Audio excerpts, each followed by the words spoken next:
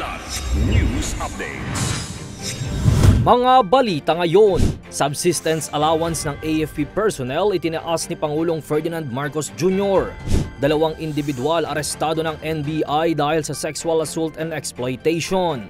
16.9 million pesos na halaga ng smuggled na sigarilyo nasabat sa North Harbor, Manila.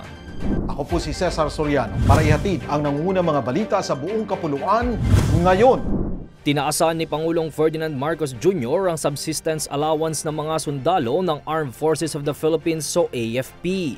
Sa Executive Order No. 84 na pinirmahan ni Executive Secretary Lucas Bersamin, ipinag-utos ng Pangulo na itaas mula 350 pesos per day sa dating 150 pesos ang subsistence allowance ng mga sundalo. Matatanggap ito ng mga AFP officers at enlisted personnel kabilang na ang trainees, probationary second lieutenants, citizen military training cadets at mga armed forces geographical units. Ang nasabing budget increase ay ibabawas na mismo sa AFP-approved 2025 budget at iba pang fund sources na matutukoy ng Department of Budget and Management.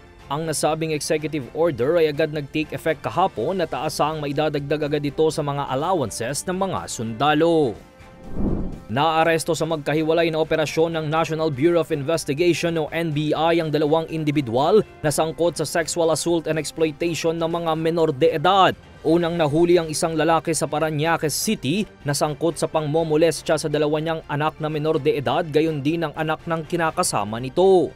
Sa hiwalay naman na operasyon, arestado din ang isang lalaki sa Iba, Zambales na sangkot naman sa pagbebenta ng mga malalaswang sexual content ng mga menor de edad sa social media na nagkakahalaga umano ng $50 to $150.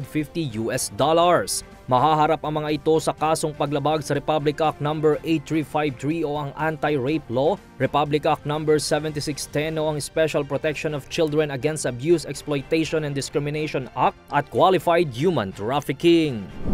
Nasabat ng Philippine Coast Guard ang mga smuggled na sigarilyo na nagkakahalaga ng 16.9 million pesos sa Pier 14 North Harbor, Manila kahapon.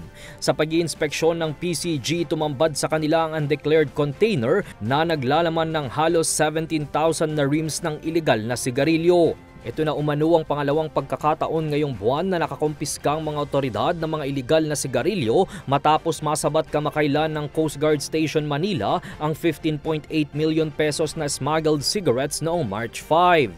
Ang mga iligal na produktong sigarilyo ay agad itinurn over ng PCG sa Bureau of Customs para sa inventory at proper investigation. Para sa Kidlat News Channel, ito si Jai Reyes, nag-uulat. Ako po si Cesar Soriano, kasama nyo sa bawat pagputo ng balita.